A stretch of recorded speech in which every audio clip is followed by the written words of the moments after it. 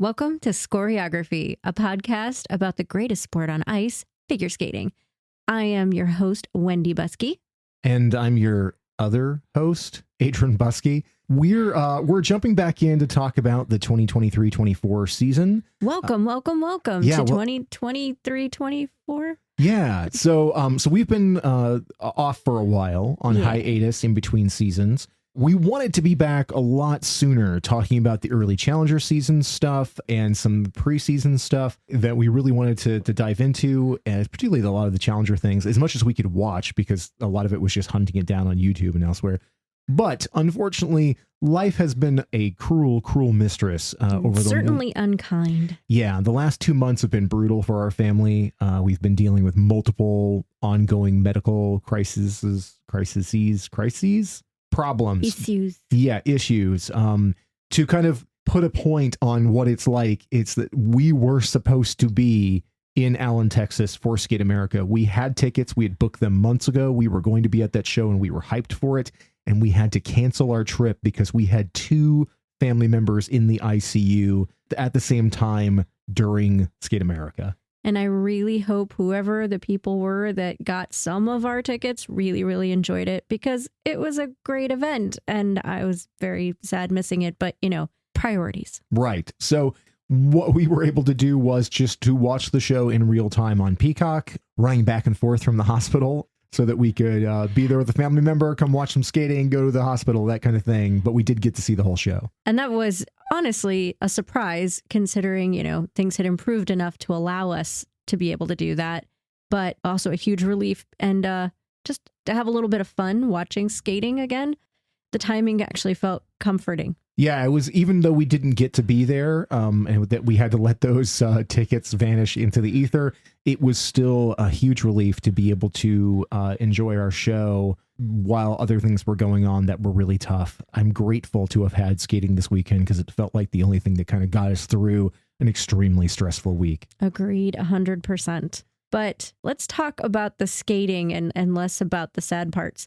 I want to start, if you don't mind, with the men's competition. Sure, absolutely. Because Ilia Malinin and Kevin Aymoz dropped the gauntlet for the season, from my perspective. They basically just said, beat that.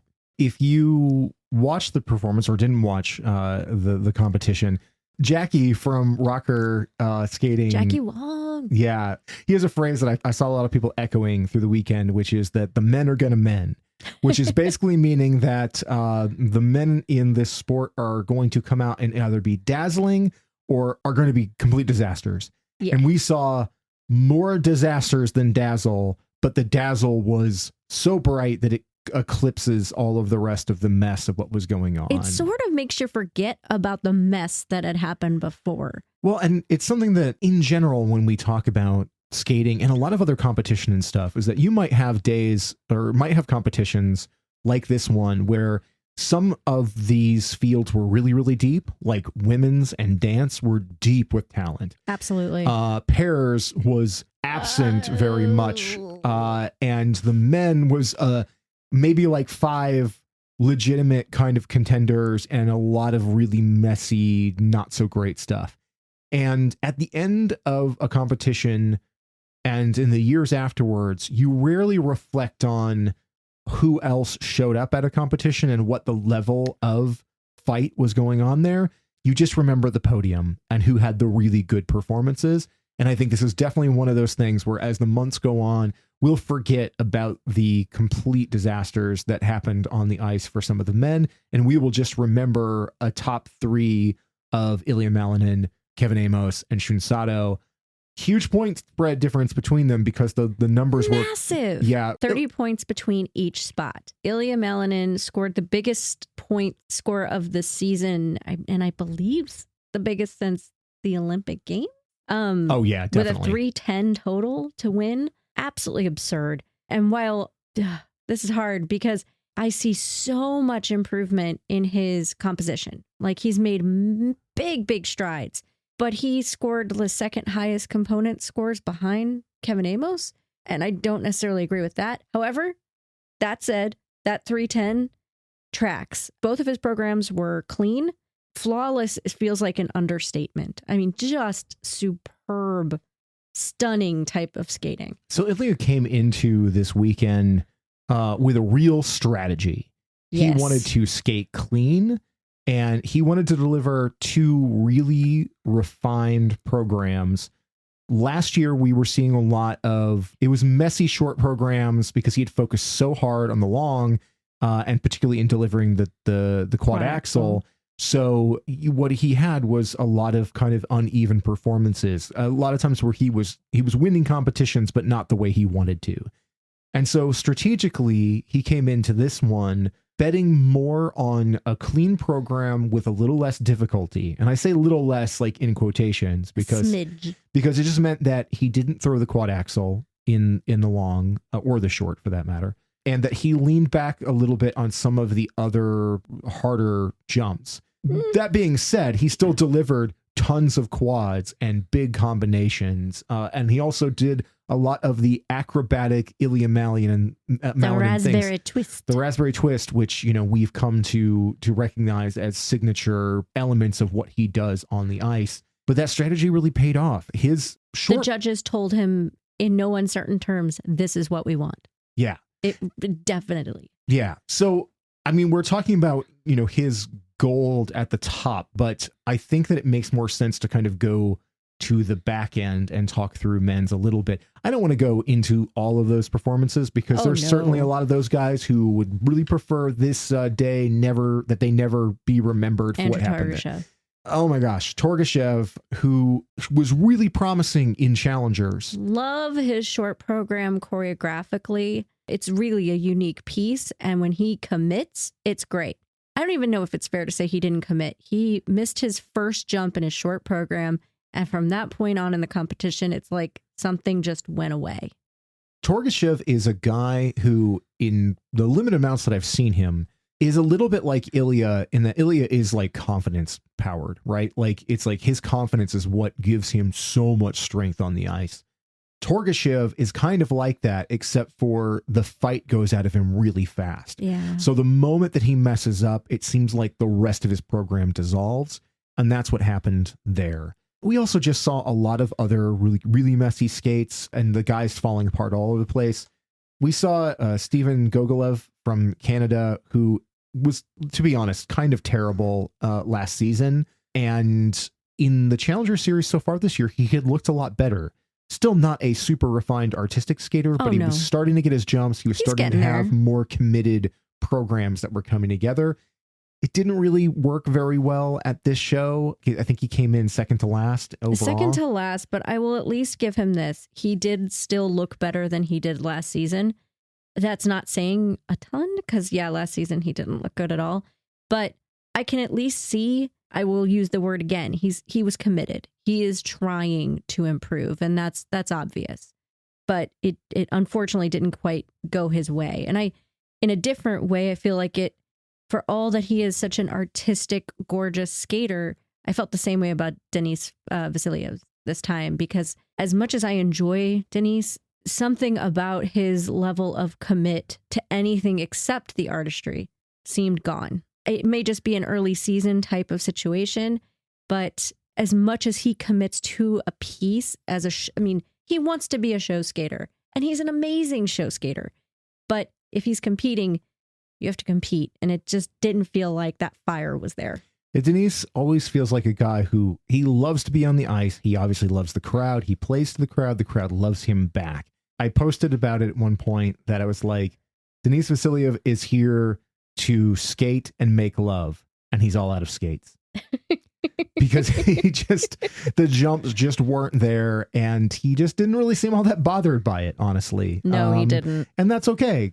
Denis is just working hard enough that he can be a pro skater when his competitive career is done. That attitude seems to be pretty prevalent in how he approaches things, and it makes his coach, Stefan Lambiel, crazy, I'm sure. But, Denis is always fun to watch, even when things are kind of disastrous. I agree. But overall, that field wasn't very deep. Really, The top three are who you thought the top three would be. Oh, for sure. With the possible spoiler of Nika Adgazi, who brought a Thierry Tutberidze to the competition. I mean, she's his coach. I understand why he brought her. But, How is she allowed? It's the first time that I've seen somebody get booed at one of these events. As was appropriate. Yeah. It was kind of astonishing that like when the skater himself got applause from the crowd, he was well received. Yeah. And when they were in the kiss and cry, he got applauded, his scores got applauded. But the moment that was gone, people started booing Atiri. And you could tell she knew it was, and she kind of laughed it off because, I mean, that's who she is. But it was very clear that the audience was not happy that she was there. No. And you saw a lot of the other skaters just try to avoid even looking at her. Yes. Because she's toxic and nobody wants her there. But there wasn't a lot to be done about it because he's not a Russian skater. And, you know, he's just happens to be part of the Sambo team, which is a shame. I honestly kind of don't even remember his skates. They didn't stand out to me, but he did land in fourth. He had lots of jumping. Oh, you will remember one thing about it because in the beginning of his footwork sequence, he rips open the top of his shirt. Oh my God, that guy. You laughed through the rest of the program. I forgot that was him. I have never cackled through a program before like I did. When he hits the beginning of it, just yanks his Velcro shirt open for dramatic effect. And I was just, it was so silly. It so was over very the top. silly. It was very dramatic, but to me, it was also melodramatically silly. And oh my gosh, it was hysterical though. I mean, I had a great laugh. Well, I'm going to move us on. Yeah. Because I don't want to rip into that guy.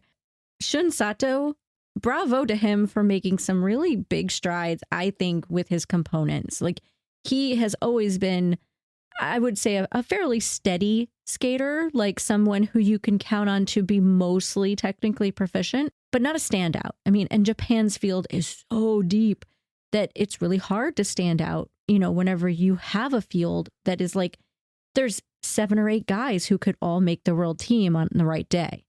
But I really feel like he's making that effort to be like, okay, this is the time I have to step forward.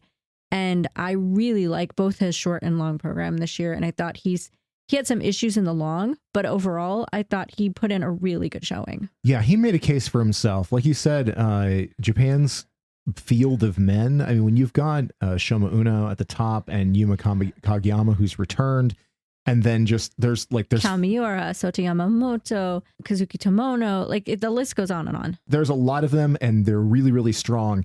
And you look at Japan's field versus the Americans, where we have Ilia and we have Jason Brown whenever he comes back, and then we have a handful of guys that are a mess. Yep. And they're working on their consistency and their artistry and whatever, but there's nobody else other than Ilia in the current competitive, Grand Prix season for America that feels strong enough to go up against anybody internationally. Unfortunately, we do not. And I want to be wrong. Like, I want Torgashev because, again, I really like his programs. When he's on, he's great. Yeah, but I don't have a lot of faith. Camden Pokinen, like, I love Camden, but last season did not give me a lot of hope. There's guys there that can do, like, Camden was 4th in the world in 2022. And I'm just feeling that, like, okay, if you don't pick it up, it's gone pretty soon. So anyway, all that to say, Japan, it's hard to stand out because there are so many good skaters. So Shun coming through and really saying, like, hi, this is the season where I really want to make a step forward is very obvious. And I was pretty impressed. Yeah, he definitely showed a lot of nice artistic growth. He did have some bobbles, but it was still good skating. But it's very notable. Like you said, there's a 30-point difference between third place with Shun Sato and then stepping up to second place with Kevin Aymoz. Kevin. So we've been fans of Kevin for MFN Aymoz. Yeah, we've been fans of Kevin for a long time. He's one of the great artistic skaters in the sport. The most emotional man in figure skating. Yes. Nobody else skates with the emotion and verve of France's Kevin Aymoz. He is a short king, to be certain. He has all the drama. He's a little bit Muppetish at times as well. I love him for it. But he is a gorgeous skater. His sheer artistic ability, his way of pulling feeling out of the performance and getting it from the crowd at the same time. He won the Texas audience over in a massive way. Oh, absolutely. Like, his short program is so dramatic and emotional and tender and just lovely. And you could feel as every second went by, that crowd being pulled deeper and deeper into what he was selling them. They were buying all of it. But my God, his bolero, which I'll admit I was highly sus when I heard that Kevin was doing bolero. It's just one of those pieces of music that you're like, oh, Bolero no. has been so overdone. Well, and there's multiple people doing it this season. Yeah. We saw Mana Kawabe do it at the same competition. And I love Mana, but I was like, ugh, bolero. But Kevin Aymoz, he proved me a liar. Like, I'm wrong. I'll admit it. It was the most unique version of a bolero performance I've ever seen, because I believe, and I haven't read this, so take it with a grain of salt, but I believe he is playing the bull. It's all from the bull's perspective of bolero. And my God, I mean, when you end a program essentially going to gore the judges, how can you not love it? To take a piece like bolero and ride the waves of the gentle classical-ishness of it early on, and then pull out enormous intensity at the end of it. It is a thrilling 4.5 minutes. That last 30 seconds where he's just like, I mean, practically growling through the whole thing. It's phenomenal. Yes, it has definitely one of the best endings that we've seen, with him just skating straight at the judges, and just basically, like I said, he's the bull about to gore them. Yes. It's the best camp I've seen in a while. I love it. Yes, the crowd went absolutely crazy for it, and it at home. I mean, I'd have been on my feet if I hadn't had a laptop, on my lap Yes. during it, because I was, live posting through it. But a stunning piece. We'll be rewatching that over and over again. Huge number for him.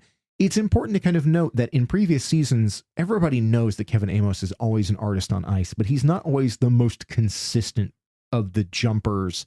His technical can get away from him sometimes because he is so emotionally in the story arc of what he's performing. He can kind of get over emotive and let the technical fall apart. That was not the case there. At almost like any other competition, I think Kevin would have beaten nearly anyone, with the exception of like a Shoma Uno, probably. Yeah. And I mean, to also give context, and granted, we've only had the Challenger Series so far, third highest score of any man this year so far, only behind Malinin's score at the same competition and Adam Siohamfa. Yeah. So the French Nationals, hell yeah, that's going to be a competition. Oh, yeah. We won't really be talking about Adam Siohamfa on this episode because he wasn't at Skate America. But good Lord, his programs are good this year. His programs are really, really good this year. And so we look in the later competitions in the Grand Prix, we'll definitely be talking about him because look for him to be really competitive this season. He's so strong. Yeah. But like we were saying at the top, Ilia Malinin's performances here, he pulled back a little bit, played a little bit conservative with the technical because he wanted really, really clean programs, and he delivered really, really clean programs.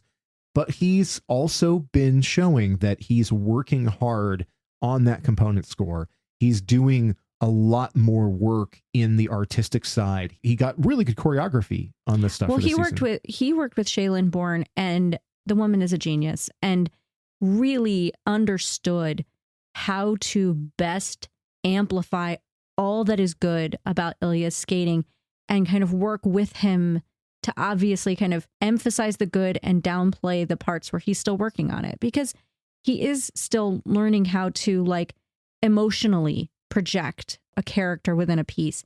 But at the same time, you can't deny the quality of what he's doing and the energy that he brings to a building. And his performances just grab you. And having now seen him live back at Stars on Ice, it is just this energy that he brings out. And it's just, it's ineffable. It's this quality that it's really hard to identify. But then you see the jumps. I'm like, well, I can identify that. And that is astonishing. It's just technically proficient in a way I haven't seen before. He might not be able to beat a Kevin Aymoz or a Jason Brown or a Shoma Uno, for that matter, in any fashion whenever it comes to the artistry yet, but he is going to be extraordinarily difficult to beat this season if he can continue to skate this way, especially without the quad axle. I mean, the judges gave him the thumbs up of, yes, we like this, keep going. It is a stunning technical achievement. even when you consider that for him, it was actually kind of dumbed down a little bit. Yeah. But he is putting more effort into the flair, into the choreography, into the doing things that we just were not seeing from him early on. He got criticized a ton early on for just having like no artistry. And that is still a thing in development. There's definitely a big difference when you watch Kevin and watch Ilia. But you referenced our episode about Stars on Ice. And in that one, we talk about the fact that one, while Ilia does not have the dancer's beauty of a Jason Brown or a Kevin Aymoz or a Shoma Una, he has an acrobatic, dynamic physicality that is all his own. And I argue that is very important to like not try to make him be what somebody else is. It's kind of what we saw from Nathan Chen back in the day. Nathan Chen didn't turn into Yuzuru Hanyu. He turned into a better version of Nathan Chen. Yeah. And then hit that point where he was unstoppable. I think Ilia's on that same trajectory. It's turning into what is going to be the most evolved version of him. Will he be the king of the artistic skaters? No. Fairly unlikely. But will he be a total package that is incredibly dynamic and almost impossible to beat in the right circumstances? Yes. Yes. And he's turned into the rock star of the sport. Oh my God, has he ever? That's its own thing. Just watching his swagger is just kind of gleeful. You can see the difference from last season to this season in terms of just his comfort level, hanging out with other skaters, being on camera, the way his comfort with being in front of the media. It's all changed, and watching a crowd respond to him and him give it right back to them, you're starting to see the blossoming of who will be a rock star in skating if he isn't already, which he kind of is. I think that the really valuable things that we've seen for him is doing all of those show tours, doing Stars on Ice and doing the stuff in Japan, where he's gone out with all of these other great skaters, both actively competitive and retired. He's gotten to spend a lot of time honing that craft of grabbing an audience and harnessing that energy. And when he went out there, I think he picked right up from the energy that Kevin Aymoz had and then just rode that to the ceiling. And that place was explosive by the time he was done. And then, yeah, a 310 score, which is the biggest thing we've seen since Nathan Chen. It was astonishing. Absolutely. I'm using this as our transition. Yeah. Less astonishing was the pairs. We were talking last season about the fact that pairs as a sport, as a discipline is faltering. There is not enough talent in that pool. And then we're talking internationally here. Yeah. We're looking at all these different competitions and they can't fill a full 12 team roster at any of these competitions. So, I mean, at this one, there were 7 pairs teams. There's not enough people going into this to put an additional 5 people to have 2 full skating groups. That's painful. And we were seeing that at the Challenger series and stuff too. And the Challengers are different. You know, not everybody goes to them. But pairs as a discipline is just lacking the talent and experience in it right now. It really is. I mean, with Russia and China for a while not sending anyone, China's now showing up again at competitions. So that might make things more interesting again. But right now, you had Skate America looking promising because Riku Miura and Ryuichi Chiara were supposed to be there.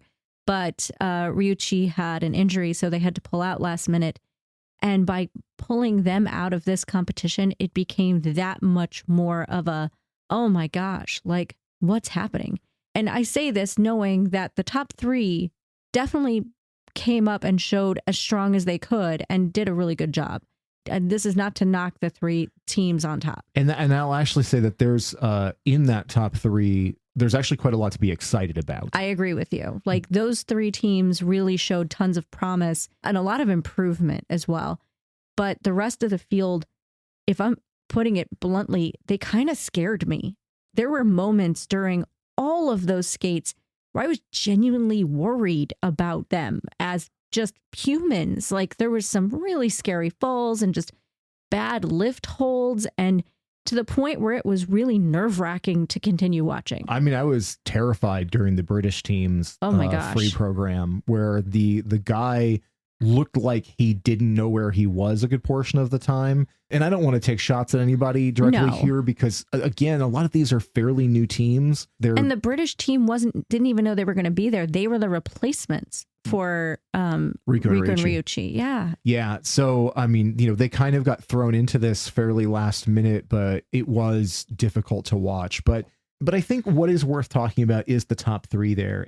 It was won by the German team Haken Kunkel. They're a really fun team. They put on a great show. They're always very entertaining in the galas and stuff too. And they have really strong lifts. They remind me of like a 90s pair with like that very, very technical approach, and like kind of aggressive approach. But I enjoy that. Like, I think that they're fun.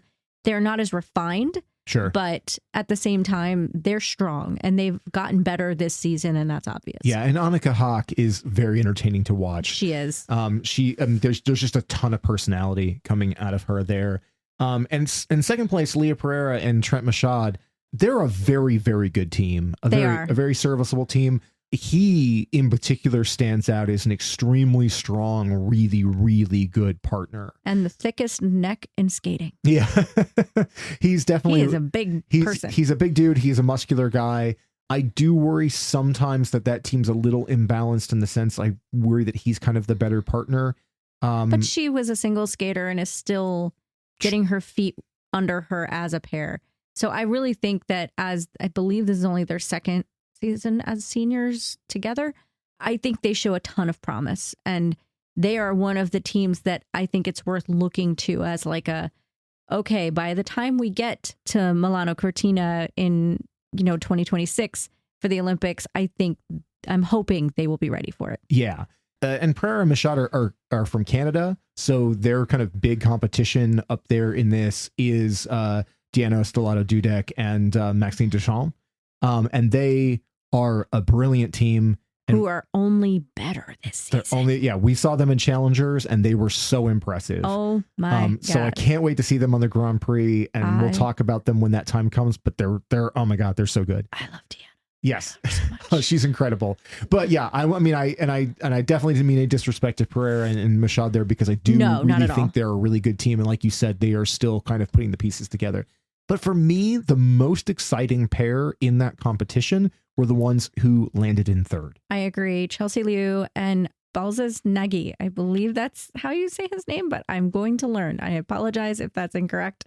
I'm trying. But they, first season together as a competitive senior partnership. They've had many different partners before, but this feels good. It feels real good. It does. And we saw them earlier at a Challenger event. I cannot remember which ones they were at, but even there, it was like wake up a little bit to these people and keep them, put a pin in this. And here they showed up and really, really impressed. Like, there's still work to be done in terms of the jumps, especially on Chelsea. Like, she seems a little bit less consistent than he does, but at the same time, she is extraordinary in the air. Their twist is the biggest one I've seen on astonishing. The circuit. It's humongous and it's beautiful. And for them to have only been together for, not years, but months, my God, they're doing great. And I cannot wait to see what they do. Yeah, like you said, I mean, she's exquisite in the air. Her lines, just the way that she floats and flies, his power and competence. I mean, it's one of those people watching where I'm like, I wasn't really aware of this guy previous to their partnership. And he really strikes me as like one of the best pairs partners we saw out there. He is really, really good. He is very, very strong and has the thing that you always want to see in a male pair partner, where whenever he's doing the lift, you don't want to see the gritting of the teeth. And because when you see the gritting of the teeth, sometimes it's fair, but it's usually a problem. Whenever you make it look easy is whenever you're doing it right. And he sells it. It's amazing. I'm really impressed. They obviously have a ways to go in terms of like just getting all their timing right, getting their jumps right. But I see tons of promise with them. If they could get a couple of like side-by-side triples in there, like, and really kind of tighten that up. And like you said, get a little more consistent with Chelsea's jumps, I think they could be really competitive. I really don't think they had any expectation to end up on the podium at this. So for them to be so early in and get there into third place, I think they were over the moon. And They were fantastic. And again, in the gala, they were incredible. They were super fun. And I loved a quote I saw from him, which is, "This is the first medal I've gotten since juniors." I'm like, well, you did it on the Grand Prix. Well done. Yeah. For all that, Paris was a disappointing event from the standpoint of just not enough competitors in there and some disappointing skates. That top three was really strong. And again, Liu and Nagy, I think, are a team to keep their eye on. They're definitely in my new rank of favorites in pairs.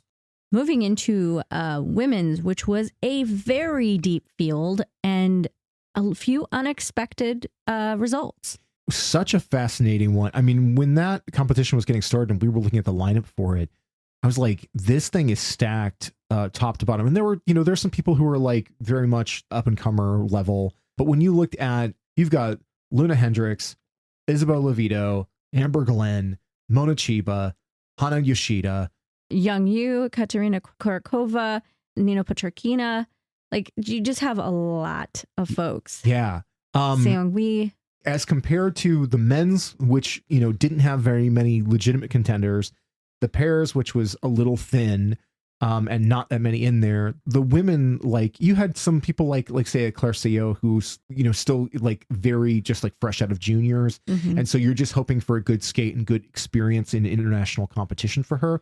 But like so many of the others, like, are all medal contenders at the right moment. There's 7 or 8 of them that could all medal because a lot of them aren't necessarily the most consistent. Right. So it definitely felt a lot more like, I wouldn't say anybody's game, because I think we all knew that, Luna was the favorite. Of course. Going in. But Isabeau, Amber, Mona, Hana Yoshida has a triple axel. There was an interesting meetup, if you will. Yeah. So before we talk about the actual podium, because especially in the long, I mean, things really shook up and got kind of crazy in there. For me, the big disappointment of it was just a unfortunate outing for Young Yu. South Korea's Young Yu was out last season and was not competing. She's a terrific skater. She is artistic and lovely on the ice. And I would urge you, and I'll put a link to it in the show notes. But she did an on ice perspective a while ago to an Adele song, and it's very simple. It's her in her warm up outfit performing the song. And if you've never seen the on ice perspective stuff, I mean, it's basically wonderful. There's a camera person on the ice with them, and so it's much more dynamic than your normal kind of broadcast kind of filming. But I've never seen anybody perform the way Young Yu does in that, where she really performs to the camera and with the song.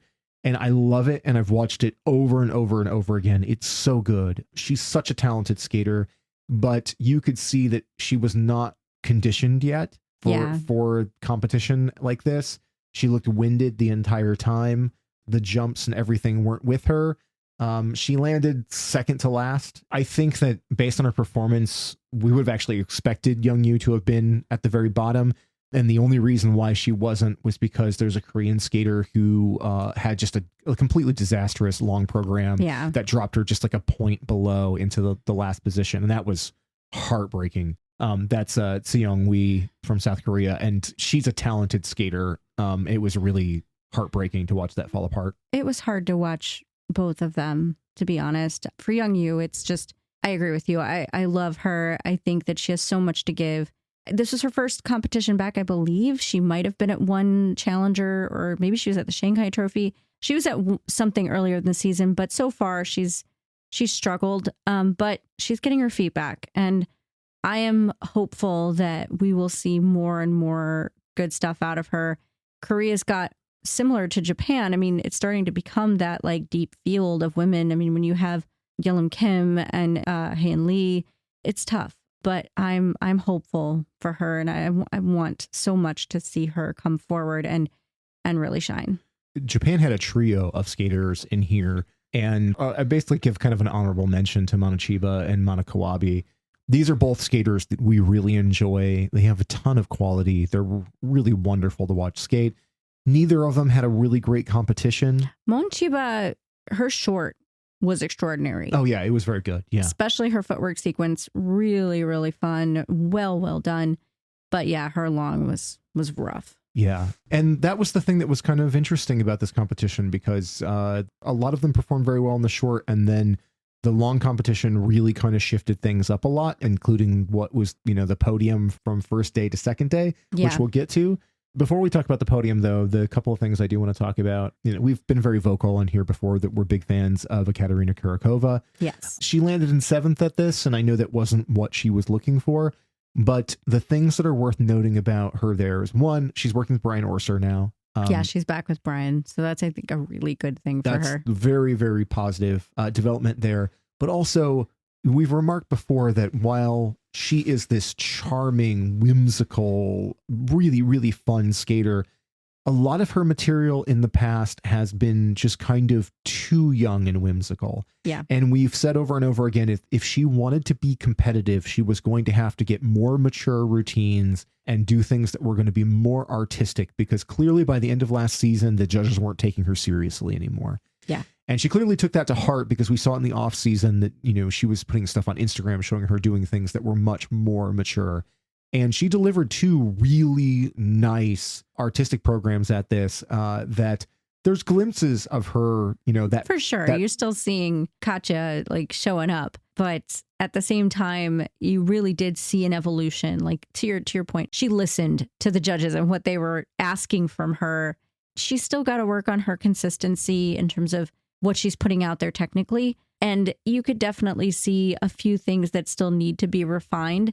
And it makes sense. I mean, this is a different style for her. So and her 2 programs are radically different. You have this very soft, emotive piece for her long, but she does Kill Bill in her short. Yeah. So it's very, very different vibes all around. And I'm here for it. And I adore her. So I'm hoping as the season goes on, we just keep seeing her get stronger. Yeah. And certainly the technical aspect is always a challenge. She needs tougher jumps and combinations in there, but she wins the crowd every single time. Oh, absolutely. And she definitely fully grabbed that crowd in Allen, Texas.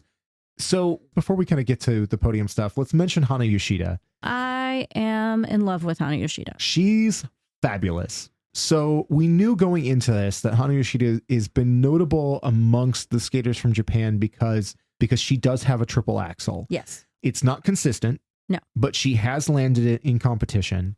And when you talk about a good vibes skater, Hana Yoshida is so immediately likable and charming and charismatic. And the vibe that she puts out when she's on and off the ice is just, it's so engaging. It is a rare thing to look at someone who enters a competitive ice rink and they look genuinely happy.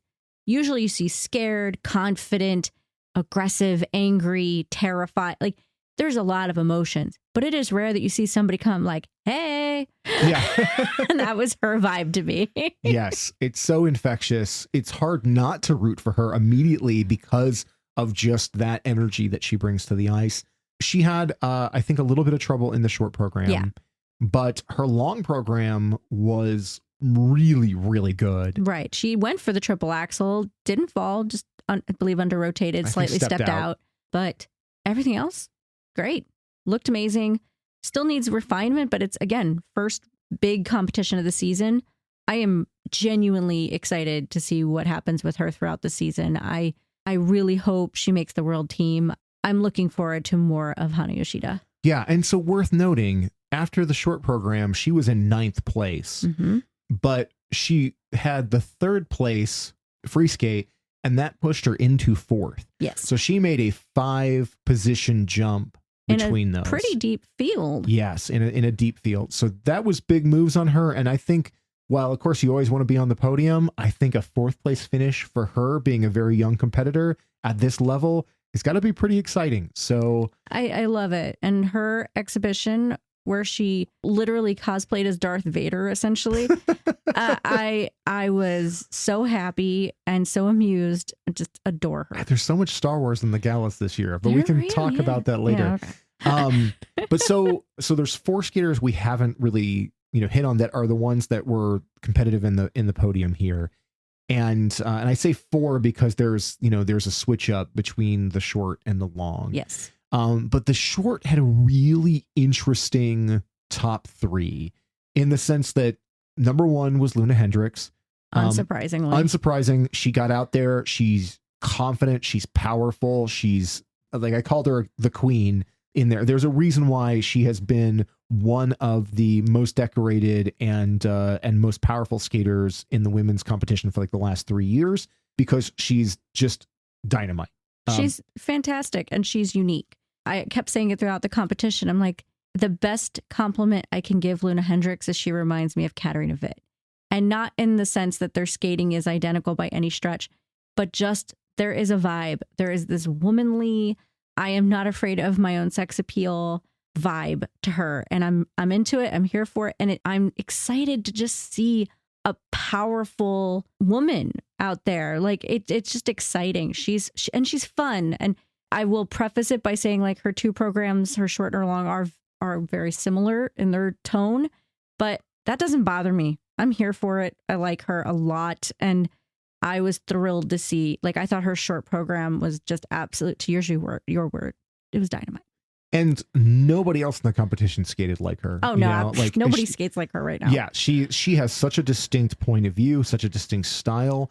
And there was no question when she walked off the ice in the short program that it was a dominant performance. She owned.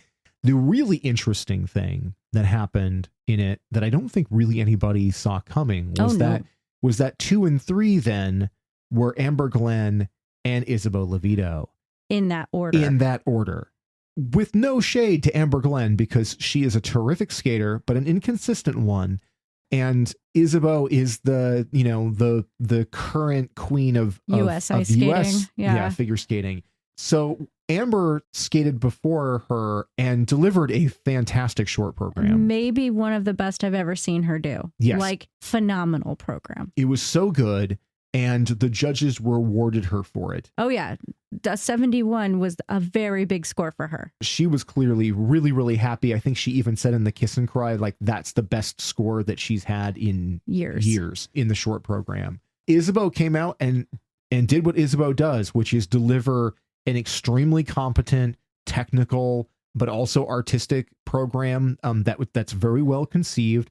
It feels very much like what she did last year. The snake, the snake thing, it's a little cheeky in places, and cheeky works on Isabeau. It does. But when the score came back, she's all smiles in the kiss and cry, and then you see her drop below Amber.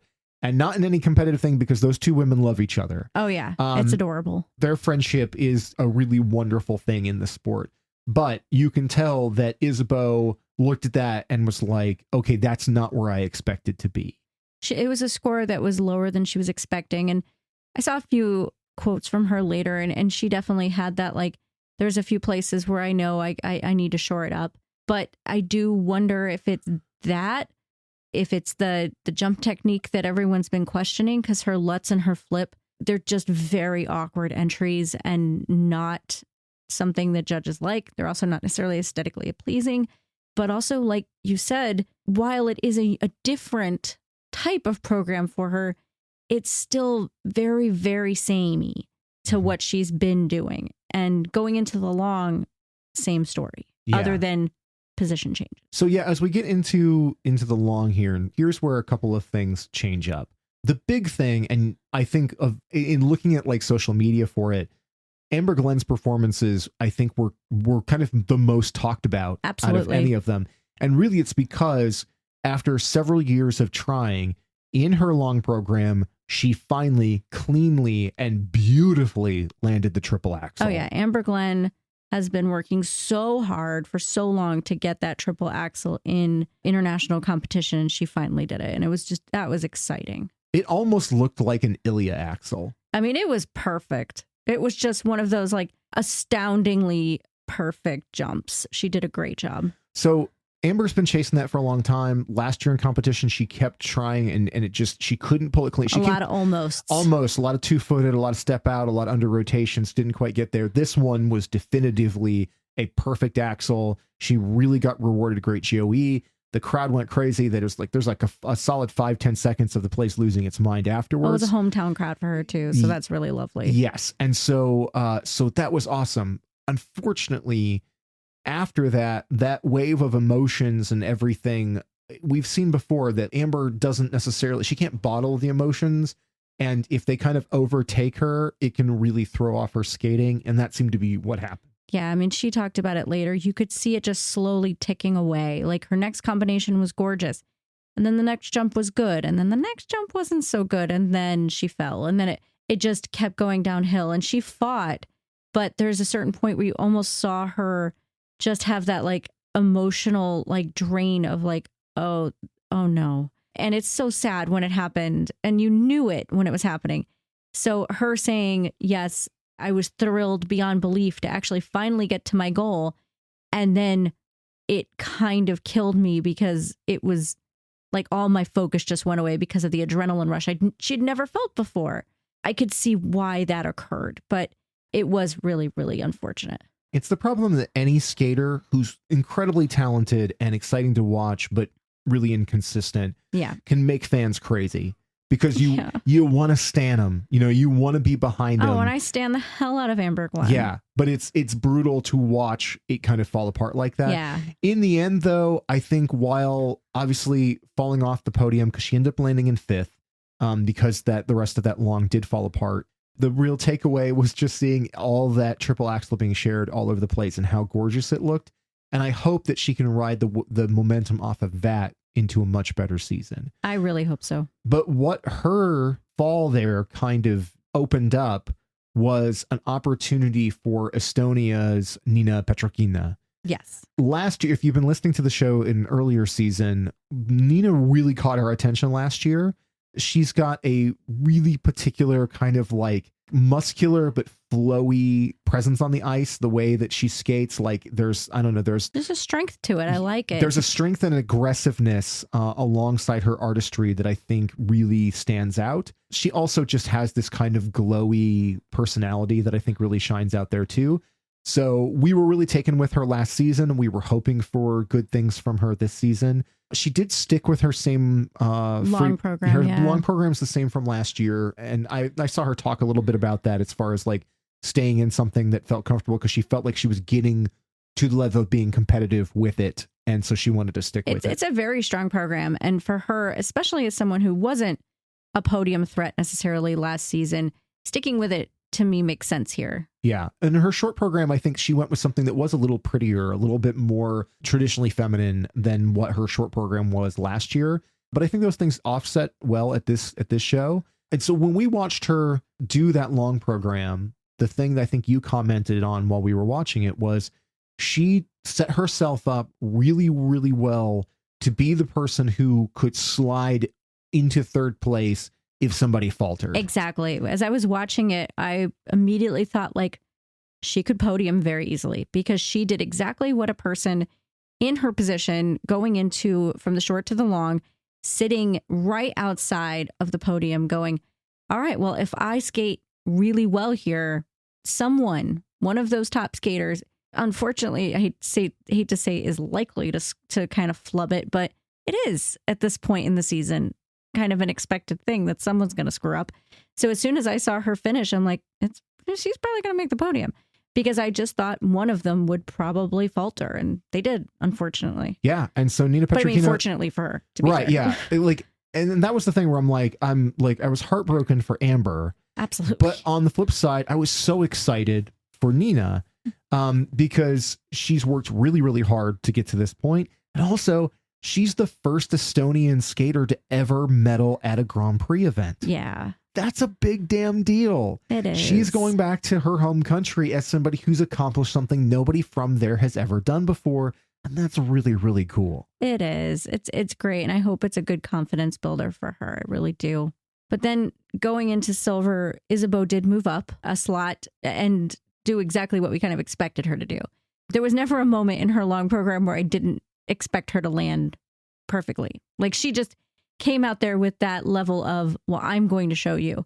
And Isabeau's really good at that. And I'm glad she has that because there's that competitive fire that you need to actually land on podiums. And she's got it.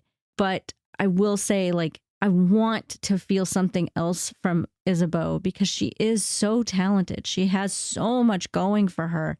But just to move up into the land of the scores where I feel like she could get to, I feel like she's got to try some new stuff. And this long program feels like, while I was talking about how Loena Hendrickx's programs are kind of similar and her style is very same, her overall presence is very unique. Whereas Isabeau's feels like a lot of the stuff I've already seen from a lot of skaters before her. So it's beautiful. It's lovely. And I really like Isabeau and I want her to succeed. But I do feel like the judges kind of sent her a little message of like, okay, we need something else. Granted, still one of the highest scores of the season of any women. She is still absolutely a world contender. So this is just my conjecture. But especially that short program felt like a little judges kind of shrugging at her like, we know you're great, but I don't know. I feel like there's a lot more from her that we need to see.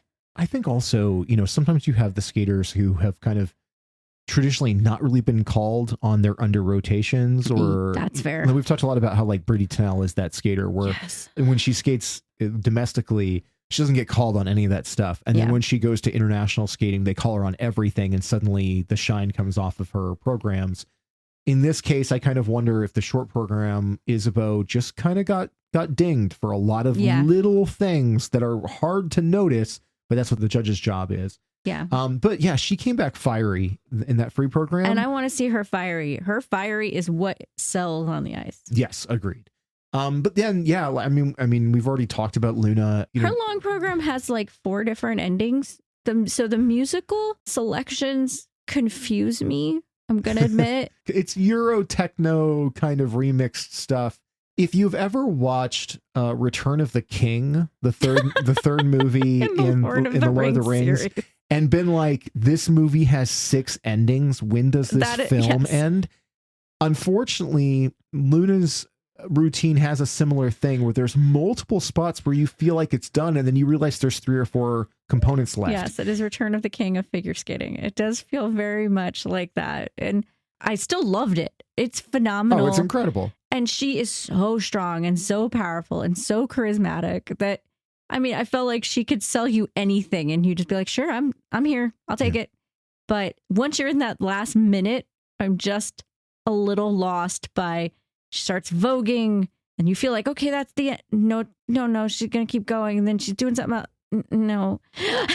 Yeah, it's really, I just think it's awkward. I think it's just the musical cuts. It's the musical cuts. It's not her. If they remixed it and pulled a few things out of it, there's also like an element at the beginning that has this like ooh la la thing that keeps repeating. I mean, it's Beyonce.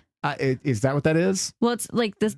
It's a mix, I believe. Sure, it's but a that remix ooh la la of thing is really irritating to you, not to everyone. Yeah, I mean, I am, and again, didn't know that was Beyonce.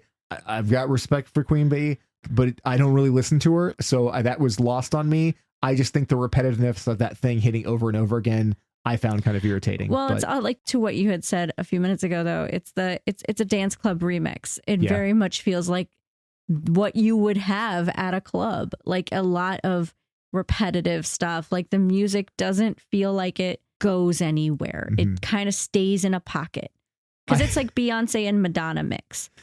I saw somebody said that like Loena Hendrickx is Mariah Bell if Mariah Bell had started going to clubs when she was 11. And I was like, I mean, I don't think their skating's very similar. No. Like, and they're obviously not like really at all. Physicality is very different, but it made me laugh and I was very entertained by that. They both seem darling as well. Whenever you see them in interviews, I'm like, I like you both. Yes. Quite a lot. Well, and Loena is that person that like, she is so game face on the ice. Like she is such a powerful skater. And the moment's actually done, you see that sunny side of her like reappear and she is so charming. My criticisms on the music beside the point.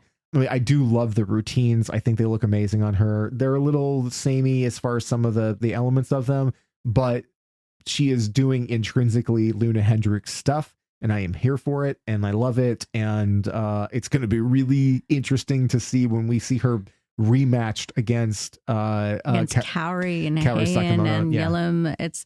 She wasn't here, so we'll talk about her later. But Yellem. I'm here for Yellem this season. Yeah, I'm really excited about Yellen Kim this season. Too. But then to finish off the competitive aspects of Skate America, then we get to ice dance. And man, ice dance was good. It were real good. That was, to me, the highlight of the whole competition was that field. It was a deep field.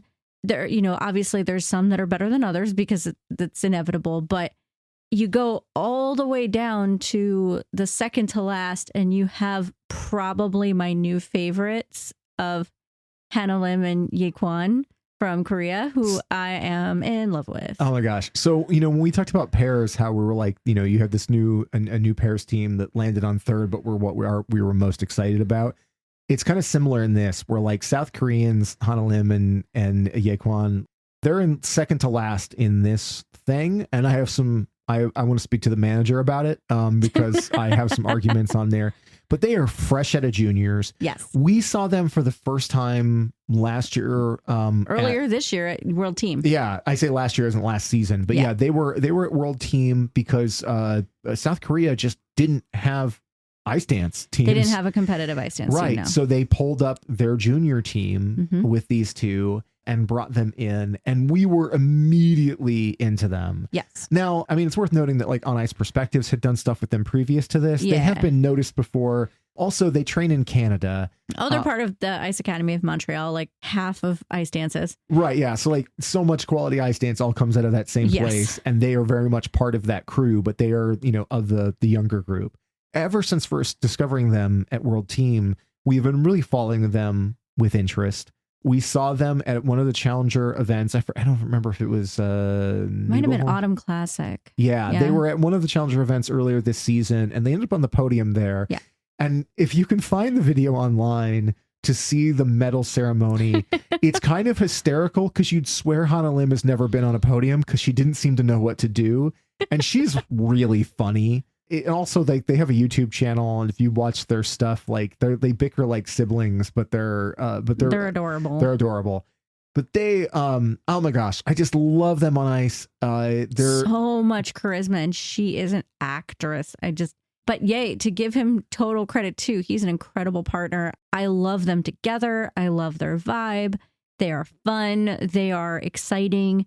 And I am so thrilled to see them come into ice dance with just a fresh, focused energy. I really, really like them. They have this signature maneuver. You'd call it a rotational lift, or is it just a straight line lift? I think it's a straight line lift, where basically she steps up onto his knee and then does this windmills like her leg over into a flip into the lift. It's hard to describe. You'd have to see it in video, but it's really cool. And the crowd goes nuts for it. Their whole vibe, they're so entertaining. They're so fun. They have a lot of technical to grow for sure, to just kind of amplify what they're doing. But for sheer, likability and an enjoyable quality, I just think they're really a team to watch, and I like them a whole lot. Speaking of teams to watch, but new partners, old skaters, that's not fair to say. They're not old, but you know what I mean. Experienced skaters. Experience, that's a much better word. Olivia Smart and Tim Deek from Spain, but not really. I mean, he's from Germany. She's from England. They skate for Spain. I'm not arguing. I get to see Olivia Smart on ice. I don't give a shit at all. You just bring it to me. They are we saw them a few times. They've been actually pretty competitive during the early season to just get their feet wet as a new partnership, because I only really think they started skating together full time in June of this year. So it's real recent. So Olivia Smart was she was with Adrian Diaz. Yeah, she was with Adrian Diaz. They skated for Spain. After the Olympics, Adrian retired. Mm-hmm. And so you might remember them because they did a very memorable Zorro routine. Yes, it was fantastic. That was so good. I think they landed maybe 5th or 6th. I believe it was 6th. At the Olympics. And then Adrian, who is now, I believe, married to Maddie Hubble. Yeah, from like Zach and Maddie, also another great ice dance team. And that's putting it very mildly. Yeah. Understating it in a big way. But Adrian retired and is now coaching in Montreal, as is Maddie. So Olivia took a season off and went and was on this Dancing on Ice in Great Britain. Yes. And she became essentially a TV celebrity. Won the competition along with Nile Rodgers, who is a Olympic gymnast.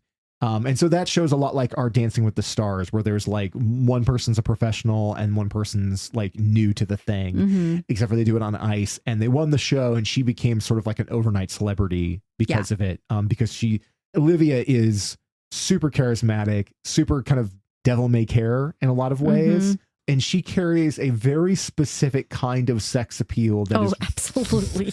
I mean, she's hot on ice, right? She is. But it's just a different, nobody else in ice dance has her thing. Yes. Right? She it's has so a specific. vibe that is very, very unique to her. And what I love is, and I think I know you said it as well whenever we were watching the competition this weekend. I loved her and Adrian, but her energy is very different with Tim Deek, and he matches her so well. I really think this is a great pairing of people, and I hope they continue for several more years together, because I think they could really shine. It's one of those things where you see two people to come together and they start bringing out something different in each other. So all of that sex appeal she has, all of his swag, it's like there's just some interesting alchemy happening there. And I'm like, I'm into this. And it's totally different than anybody else out there right now.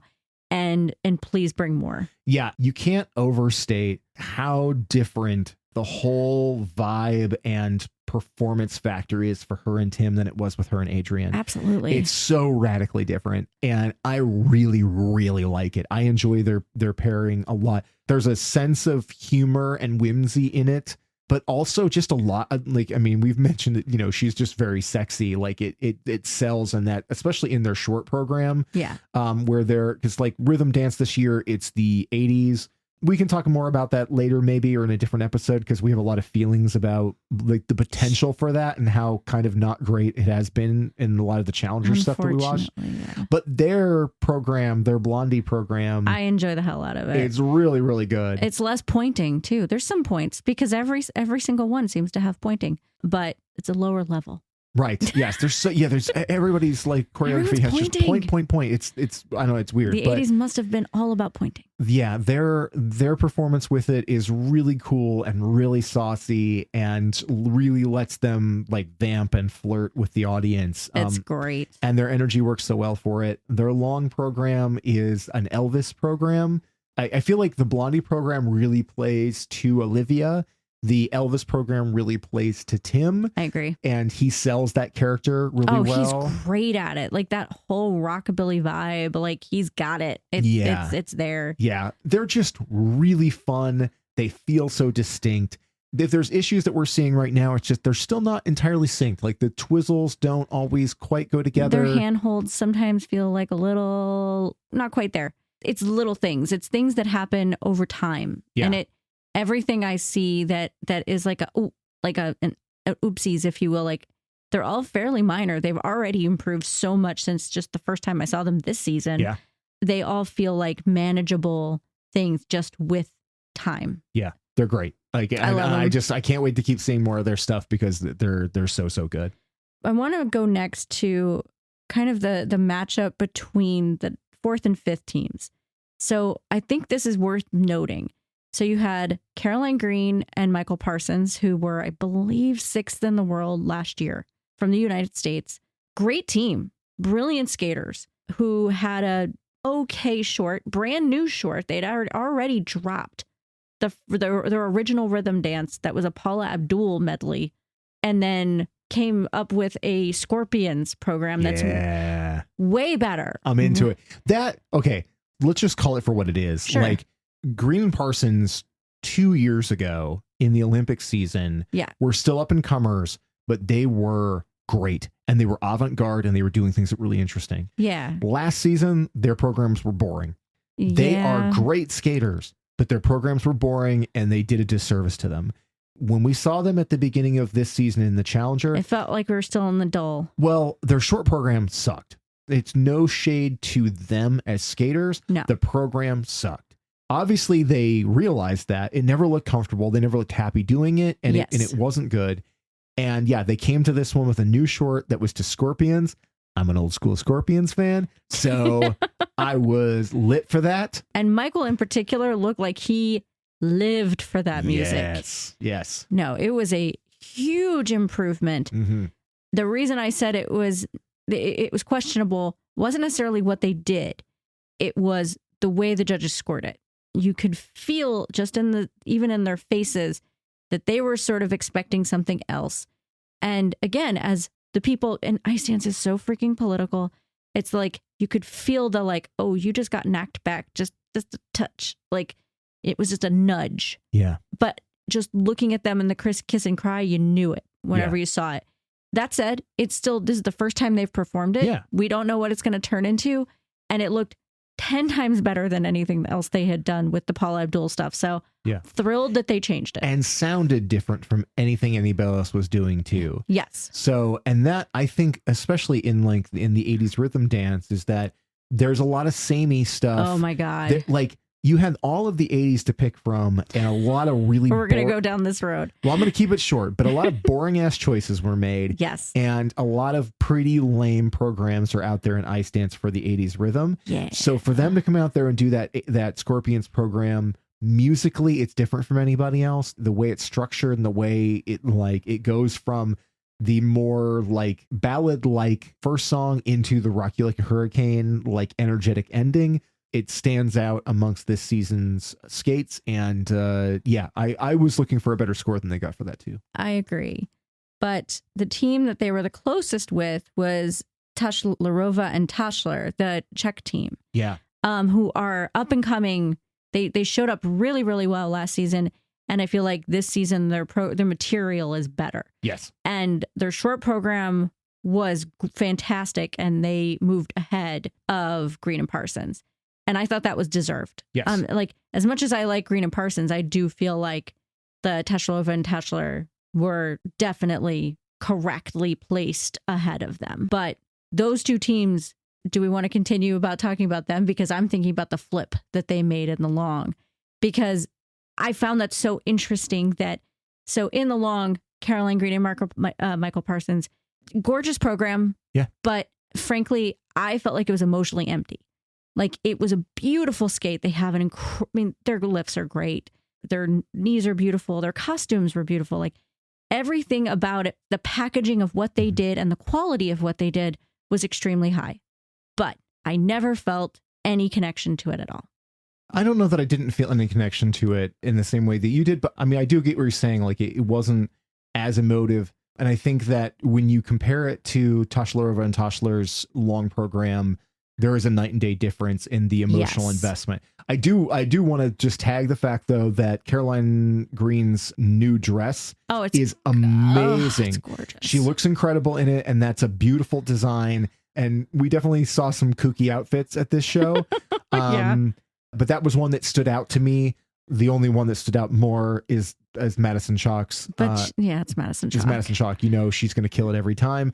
But yeah, I mean, Caroline Green, whoever designed that for her, just absolutely killed it in that. It's gorgeous. But Tashlarova and Tashler, their free skate. One has one of the coolest lifts I've ever seen on ice dance. Yes. And it's right at the beginning where she tips up basically on his toe and upside down, and then they basically, it's all, you describe it as like a sail. It looks like she looks like she's a sail. Yeah, and it's so cool. It's those wow moments that are what make ice dance so interesting to watch, right? Yes. Is that it's not just pretty flowy footwork sequences and stuff. It's these extremely inventive lifts. I think it's the combination of all of it. Well, of course, but yeah. But yeah, I mean, that's the thing I really appreciated about Tashlarova and Tashler was that you had the pretty flowy, you had these incredible, exciting moments, but more than anything, talk about emotional connection to what they were doing. Like you felt it from the moment it started.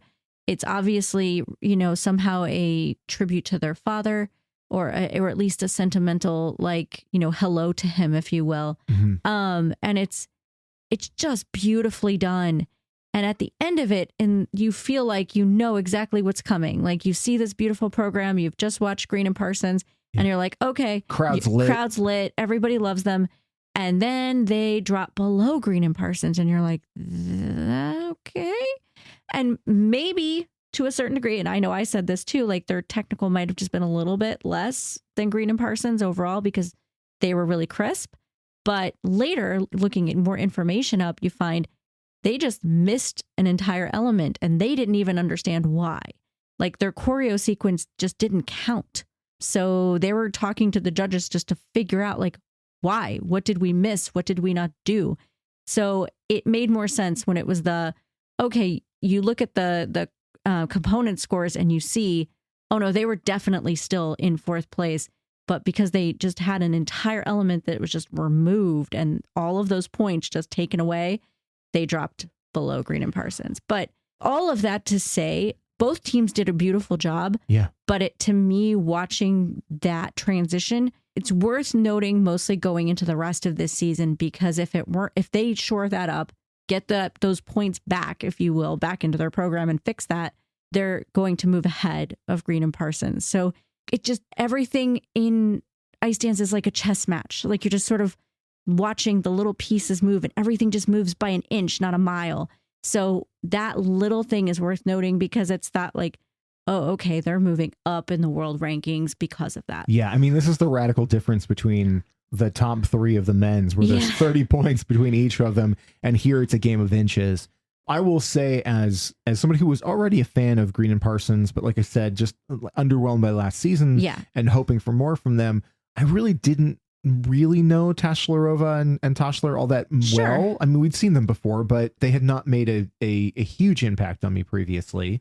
And I loved them at this show, and I was pissed. I was really unhappy when they dropped that placement. Yeah. And because in that moment, and we were watching without commentary, and I think even if we had seen the commentary, I don't think they would have known yet that they literally had an entire element disqualified.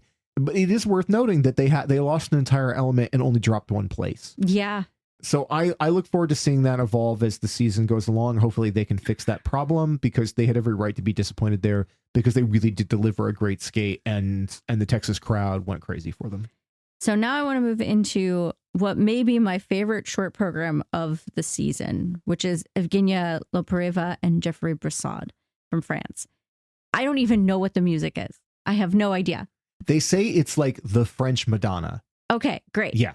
It is great music. I love the song. I love the song. Yeah. I'm obsessed with her outfit. It's like these little shorts and this striped top, and it's just perfect. And it's just so thematically fun. And it is, to me, the perfect 80s program. They are one of the very small handful of teams that I feel like got it. They understood the assignment of what the opportunity was with the 80s.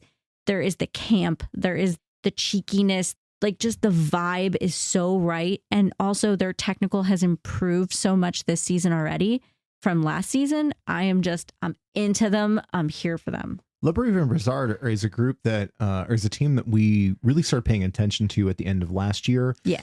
Over the course of Grand Prix, but like at Worlds, but I think particularly at World Team, because we really saw they're silly. They're super silly. They just have a ton of personality. If you can't picture them right offhand, just think of the French skater who has short, bright red hair. Yes. So she stands out. She stands out because she has short, bright red hair and big eyes, and she's super expressive. And I always say that he either looks like Simon from Firefly, if you watch that. If you're a comic book nerd, he looks like he could be Nightwing. If neither of those things matter, then he's just a handsome, dark-haired guy who's also very expressive with big eyes. Yeah. And their partnership feels very unique amongst some of the other ones in the nature of their flair with the character work that she does. Again, they're both very expressive. We really enjoyed him last season, but yeah, I mean, this short program, we saw it first in Challenger and we were taken immediately. It's just, It's really, really good. It's so much fun. And then you contrast this very bright, whimsical short program with their very emotional, serious, fluid, long program that's also gorgeous, has beautiful lifts, lots of speed. I was so taken with them. They just have their own very specific style. And I'm just really excited to see them grow. And I was so excited to see them podium here. Yes. It was awesome. Yeah, really happy with that placement. Yeah. Yes, very much. But in second, you had Marjorie Zachary Lagat from Canada, who are moving on up in the Canadian rankings. And we haven't seen Piper Gillis. Yeah, we haven't seen Piper Gillis and Paul Poirier yet. But having seen Laurence Fournier-Boudre and Nikolai Sorensen earlier, and they had a rough first competition in the Challenger Series, but they're kind of that second level Canadian team. Marjorie LaJoie and Zachary Lagat have been in the third. Having seen those programs now, the material that LaJoie and Laga have is definitely better. Yes. But also their speed. Oh my God, they fly. Their thriller program for their short is great. Yeah, I didn't love it the first time I saw it. Changed a lot in this version of it in the rhythm dance. They completely redid. Like, if you saw them in the Challenger, the initial mix that they had for it didn't work. It was weird. There were like big long dropouts with just like a lot of like sound effects and it's thriller. It's thriller. Leave the music in, right? And that was noted, and they fixed it. They did. It was an enormous improvement. Yeah, and this is frankly the most fun I've seen Zachary Laga have. Like, he is committed, and I love it. And Marjorie LaJoie is always committed. She's an actress. She's beautiful. She's fantastic. But they were so balanced. They were just so aggressive, but also so fluid. Like, I don't have enough adjectives for how good they were. Like, they just impressed the hell out of me. Their thriller program was just super fun and fast and interesting. Their long program is like a poem. It starts and you don't breathe for 4 minutes, which is obviously dangerous. Yes. But it's gorgeous and serene, but also still so fast, so crisp, so technically sound. I just fell in love. I was just like, this is beautiful, and I'm so excited to see where they go. Yeah, I like that you mentioned like the not breathing, because I think that was the comment that I made. I think you even posted that that I felt like I was holding my breath through that whole whole program until they go into one of the lifts, and we both at the same time just went, wow. Like, it was so well executed. Like you said, they're a very balanced pair. If I was being pressed, and it's our show, so I can be pressed about it if I want to. Of course you can. If I was Piper and Paul, I'd be worried. Yes. Because Piper and Paul are very, very good. And obviously last year they started off so incredibly strong, and they kind of lost she had illness. So, I mean, it definitely hurt them. Right. Yeah. They lost a lot of training time, and you could see in the end of the season that it cost them. And that, because I think she'd have her appendix out or something. She had ovarian cancer. Oh my God. Are you serious? Yes. Oh, I didn't know that. Thankfully. Holy shit. Yeah. She's okay. Okay. Yeah, I didn't realize that's what it was. That's awful, because they had started out like their Avita program had everybody talking last year. In previous seasons, I always just thought they were too campy for my particular taste. And even though I could tell they were high quality, I just never really liked their programs. They're a very silly team in a lot of ways, and Piper I liked and Paul, them. Yeah, I enjoyed them.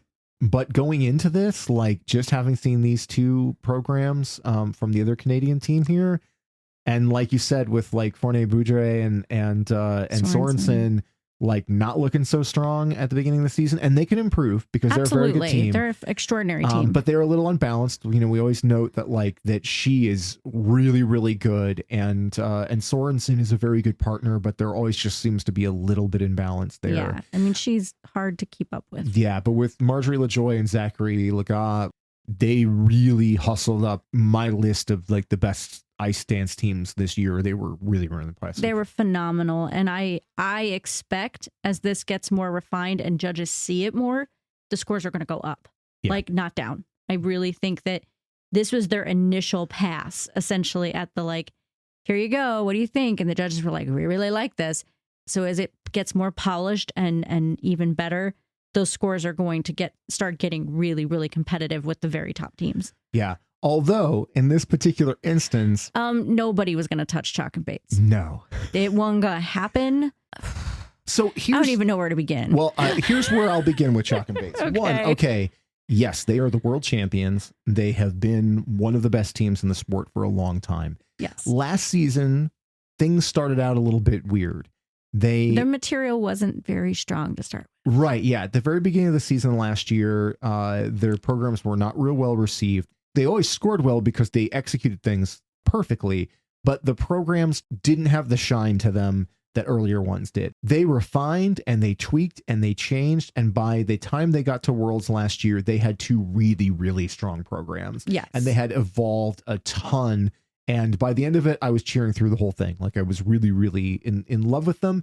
I particularly like the Let's Dance. Their short was definitely better than the long. Yeah, the long, it's really tough to compare it to some of the stuff they've done the previous years, like the Alien and the Astronaut program that they did beforehand. That is, as far as I'm concerned, is just iconic.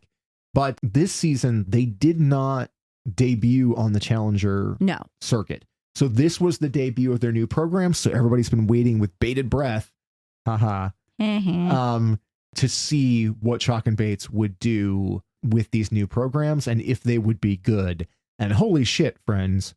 They are good. They're real good. Their rhythm dance is real good. I mean, they picked Queen, iconic, but to be fair as well, could have been cliche. Yeah. Because lots of people have done lots of Queen. Yeah. But they do Another One Bites the Dust, Who Wants to Live Forever, and then I Want It All, I believe is the third song. Mm-hmm. Just the section in the beginning where I'll just let you explain it. There's a little break about a third of the way through, and people noticed it. The people who were there actually at the event who could go to the warm-ups, which we were supposed to do and didn't get to do. You could go and you can watch the warm-ups, and so people were starting to film little bits of these things, and there's this little footwork sequence that Madison Chock has. I just think of them as little kicks. There's this little sequence that already was starting to kind of go a little viral even before the program would actually was performed in front of the full audience and broadcast. And so about a third of the way into the program, they slide to the center ice. And I can't even remember what Evan does in that moment because there's just this very little 80s dance thing that Madison Chock does. And the moment it happens, like the crowd loses their mind. You lost your mind. I lost my mind. We've talked about this before. Madison Chock punches a lot of buttons for me. And that particular sequence, I was not prepared for it. You had seen it online. People shared a little bit. So you knew it was coming. I had no idea. And I knew it was going to hurt you. Yes. I mean, it hurts so good. But yeah, so anyway, it's such a simple little thing. It's not even really flowing on the ice. It's just this little footwork sequence. But it's so perfect to the music. And really, that's what it is. Like, from her phenomenal yellow dress, that's the homage to Freddie Mercury's yellow jacket. That's iconic. It's an incredible dress. It's in every way, it is what I've wanted out of an 80s rock program. It's fun. It's campy. It's strong. It's powerful.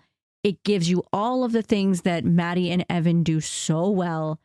And I just perfect tens, no notes to me. Yeah. I'm like, as soon as it was over, I'm like, just start it again. Yeah.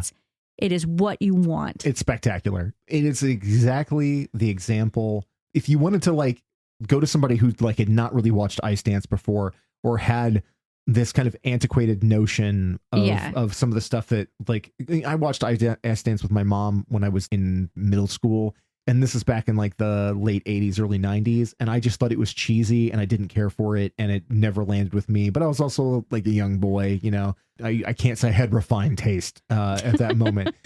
But watching a program like this, it's exciting. It's fun. It's cheeky. It plays so well to the audience. And oh God, it's just killer. It's thematically so on point. Yeah. And then you have the more controversial of the two, because as always, their long programs are always a bit avant-garde, and you can always see the polarizing viewpoints on Maddie and Evan's work. This one was using time as a thematic with Pink Floyd, which I saw even before people had seen it, were talking about it as something that could be, again, a little bit cliche. It was stunning. I am obsessed. I think it is phenomenal. Can I step back for a second? Sure. Is Pink Floyd cliche in skating? I think it's just Pink Floyd can occasionally be cliche, especially whenever you look at the pieces of music that they were using from Dark Side of the Moon. Okay. Yeah. It's not as cliche as Phantom of the Opera, Moulin Rouge, et cetera, et cetera. I was going to say, I don't know that I've seen anybody skate to Pink Floyd before. I have, but I certainly don't remember specifically who. But I think it was more just people kind of being like, that's the music you chose. But from the moment it starts and the position they chose, which I've never seen anyone do. And I did see someone post online the thing that I thought was, what happens if someone forgets to hit start and you just stay there? Oh yeah. So their opening position is this crazy balanced thing where they're both kind of lean Evan's back. on his toe picks. Yeah, he's on his toe picks and then bent in half backwards with her leaning on they create this incredible like the core strength. Yeah, the core strength on display is incredible, but they did get left hanging for like 2 seconds longer than normally it takes to hit the play button. I'm like, are you guys doing that on purpose? And I was just like, it was nuts because I was like, are they starting to sweat? Because this is a long time to be in this position and then to get out of it.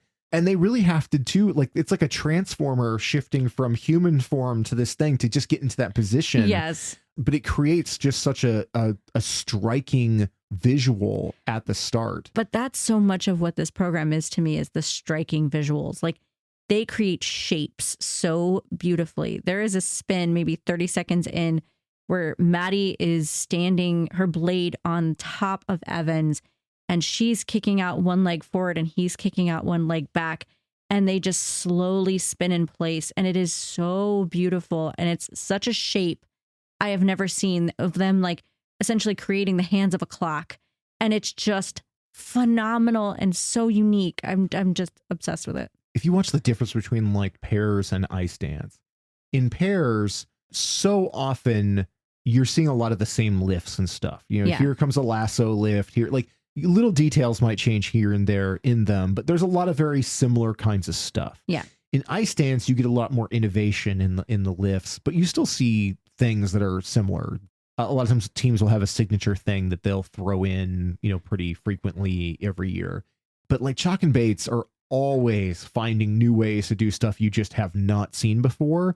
And I think they did that like 4 times in that program. Yeah, stuff that I've never seen before. Chock and Bates are good at having the one like, whoa moment in every program. Like, it's a signature thing that they do.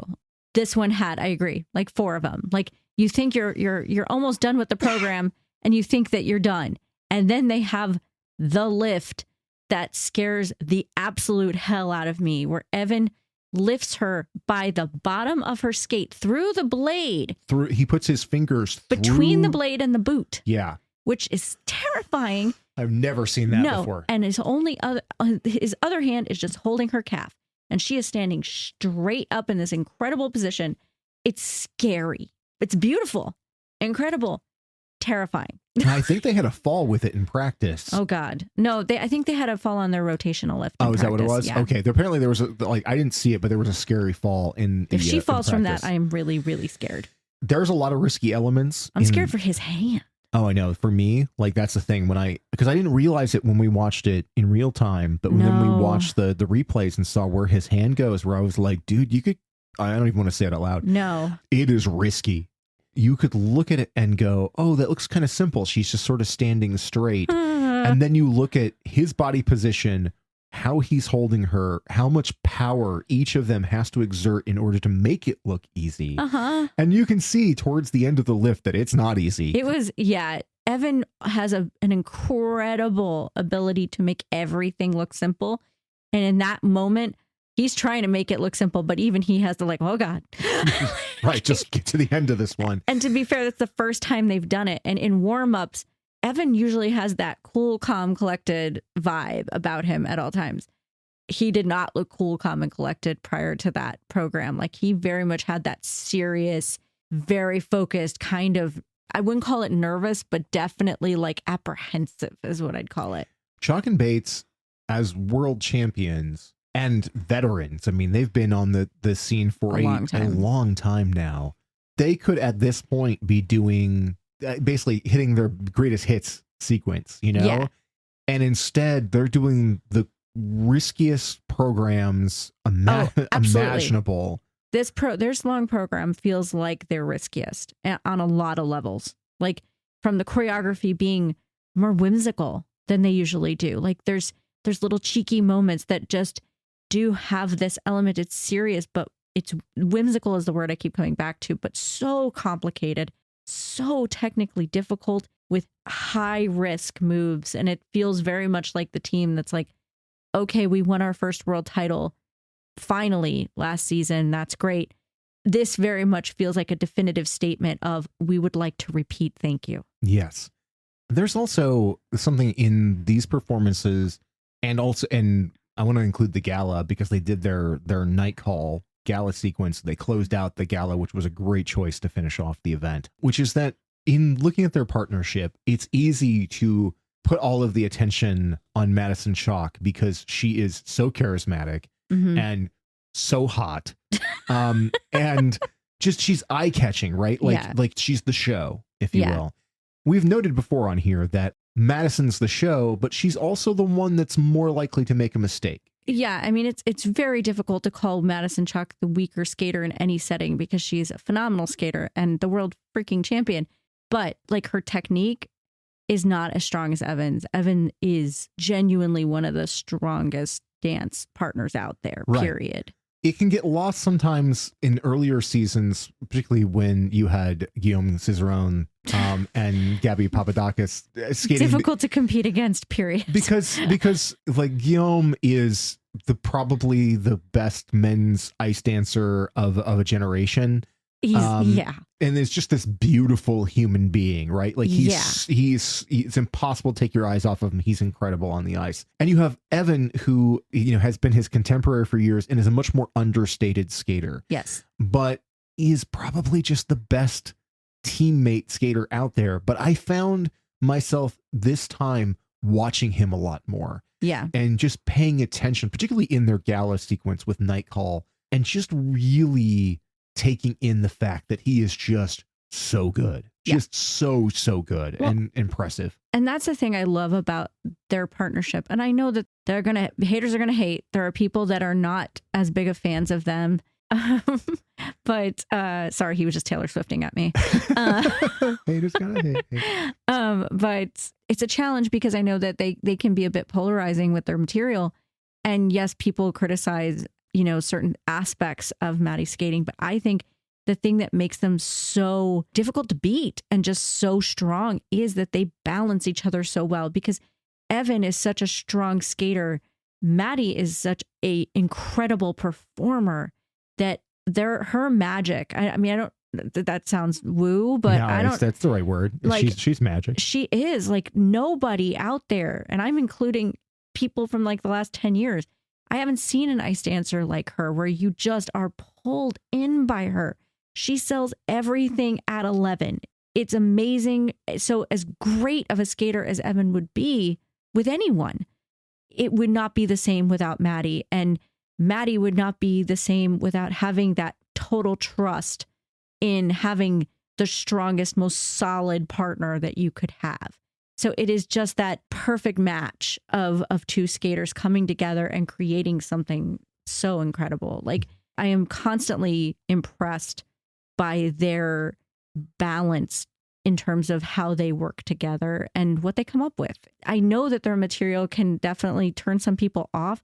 I love that they push boundaries, even if it's not your thing. Not every program is going to be your thing, but God, it's so refreshing to see somebody try something else. This is a sport where there is a lot of people who they love the traditional. They always want to see the traditional stay the traditional. I know it's like, you know, I tend to make fun of Johnny Weir's dislike of rock and pop music. Like he's just coming around. They're getting him there. You know, he really likes Jimmy Maha.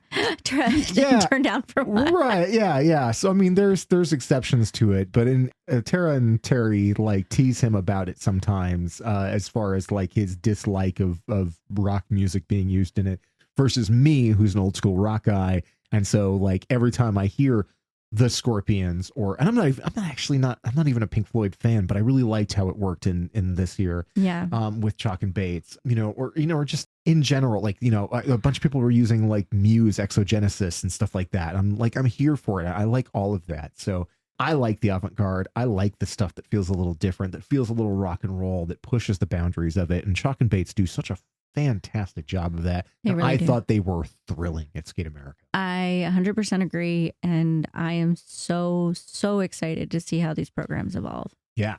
So we've been on a long time. There was a lot to talk about. It was a big event, and there's so much of the preseason that we would like to cover at some point. I don't know that based on what's happening with our lives and stuff that we're going to have a chance to get into it, but there's a lot of competitions coming up. There's a lot of competitions coming up, and I mean we have Skate Canada next week, and we're going to see Lila Fear and Lewis Gibson do their Rocky program again. I mean, I love Lila and Lewis, but let's just hold our tongue on that one. We'll see. Yeah. But they're going to be going up against Piper and Paul. So that'll be an interesting matchup because Lila and Lewis have been coming on strong this season and, at the end of last season. But we're also going to get a fresh look at a lot of people. Matteo Rizzo is at Skate Canada, so I'm excited to see him. He's terrific. Yeah. So it'll just be fun. And there's a lot of people that we've seen, little bits of in the earlier part of the season. We mentioned earlier that one of the people that we're really, really excited to see is Yelam Kim. Her programs this year are fantastic. Super strong. And again, I know we've done a lot of shout outs to On Ice Perspectives, but there was an event that Paul Wiley and Sarah Hughes hosted. Evening of Champions, I believe it's what it's called. Yeah. Happens at Harvard University every year as a charity event. Yeah. And so On Ice Perspectives did a recording from that with Yelam Kim. It is beautiful. I mean, it's the most emotional I've ever seen her skate. I always say up and out as the Yelam Kim tends to skate more inward.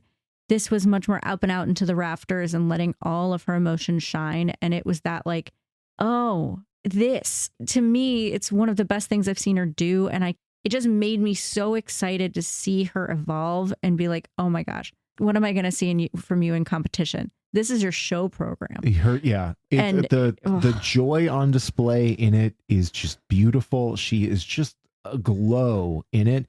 It has maybe, and I've said a lot of, not being a 40-year fan of the sport and having only really been in it in like the last 20 or so, sometimes it probably like the greatest I've ever seen or whatever is hyperbolic. But her Ina Bauer, oh, it's gorgeous. In that she does this Ina Bauer into a sit spin. And it is flawless. Yeah. And even Wiley comments on it. And when Paul Wiley is commenting on your Ina Bauer, good job, you. Yeah.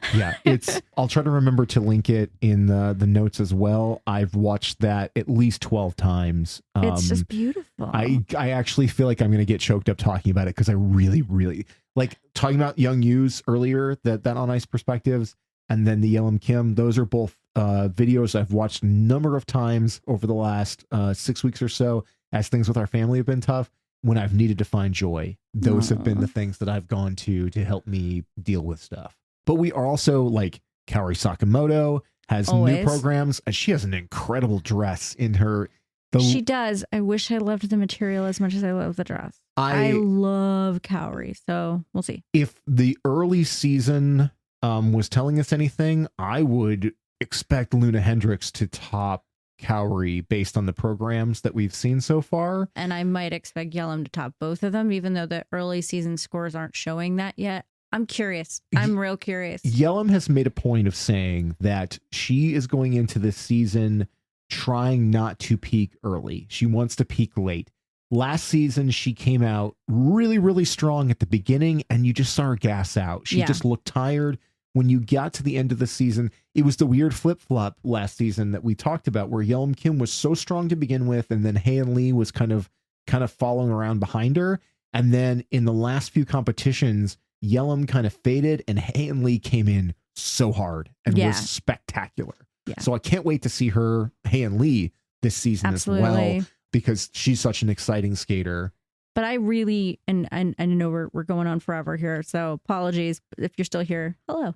But Adam Siahumfa. Oh my God. He my guy, and I am so excited to see him more this season. I love his material. He just gets more exciting. And I mean, I have to mention the backflip. There was a Challenger series. I don't even know if it was part of the Challenger series. It was the Shanghai Cup. Which he won. He threw a backflip, an illegal move in the program, and got a deduction and still for it. Freaking won. It's a 2-point deduction to put a banned maneuver in. So good. Because he was so in the moment, he didn't give a shit. He was just like, I'm gonna hit this, and the crowd went crazy, and it was awesome. It's great. Yeah. And I mean, to be fair, from what I've heard, like the Shanghai Cup was like sort of a competition. Yeah. But at the same time, so he got away with it. But there was something so, forgive the word, but ballsy. Yeah. Is the Super only thing ballsy. I can think of. Yeah. There's just something, I don't know, really exciting about him. And he's, again, going back to the aerials, like his acrobatic skills are crazy. He does things on ice you don't see other people do. His storytelling is impeccable. I am stoked. Yeah, so good. Let's throw a shout out to Kimi Rapond. She's coming on strong. Mm-hmm. Excited to see that. Yeah, last year we saw her kind of emerge as one of the new women to really keep your eye on in the European grouping. Yeah, and she medaled at Europeans last year. Yeah. Surprising. So a very young skater, but with a ton of promise, and her new programs are looking like really cool. And she and Adam Sauenfa and Hana Yoshida are the three skaters who all have Star Wars galas. And as you brought up yesterday, they each correspond to different parts of the Star Wars Skywalker saga. So Adam Sauenfa seems to be a reference to Anakin Skywalker in the prequel series. Hana Yoshida's is a reference to Vader and the original trilogy, so like 4, 5, and 6. And then Kimi Rapond's references Rey and takes place more in the sequel trilogy, like Force Awakens on. And here's where you can see other parts of our nerddom. I'm a dork. But yeah, so Adam Sauenfa is the strongest of them because the dude's lightsaber skills are legit. But Kimmy's improved a lot too over time. Yes, so and Hana Yoshida just makes me smile. It's super fun and very, very cute. So, and she's the only one who wears a mask. Yes, she does. She wears a Vader mask because she is also a dork, and I'm here for it. It's so great. But yeah, and then a ton of other skaters that are worth talking about and that we could go on for hours with it. But yeah, those are just some of the ones off the top of my head that we're hyped for. I'm hoping for Riku and Ryuichi to come out of the disabled list and get back into competition here shortly because they have my whole heart, and I am so excited to see them come back to pairs. I agree. And with that, I think we should bid everyone adieu. Yeah. So just to wrap up here, all things Scoreography can be found at scoreography.show. Social media wise, we are still live posting on to the site that used to be Twitter. We don't like it. We don't feel good about it. But right now we know a lot of the skating audience, that's where they still are. So we're still putting stuff out. But we are trying out a couple of other places. I mean, we've been very active on Instagram through Skate America. We are also on Blue Sky. If you're there, if you need an invite, let us know. We've got codes. And we just got on Threads and started to do stuff there. We haven't really found a skating community on Threads yet. Hopefully it will appear because we just need to get the hell off of what used to be Twitter. Yes, the formerly known as. Yeah. I hope that you'll continue hanging out with us all through the Grand Prix season. We've just gotten started, and we're excited to see more and have more of these conversations. So yeah, so we'll talk to you after Skate Canada finishes up. Well, I, again, am Wendy Buskey. I'm Adrian Buskey for Scoreography. Thanks for listening. Bye.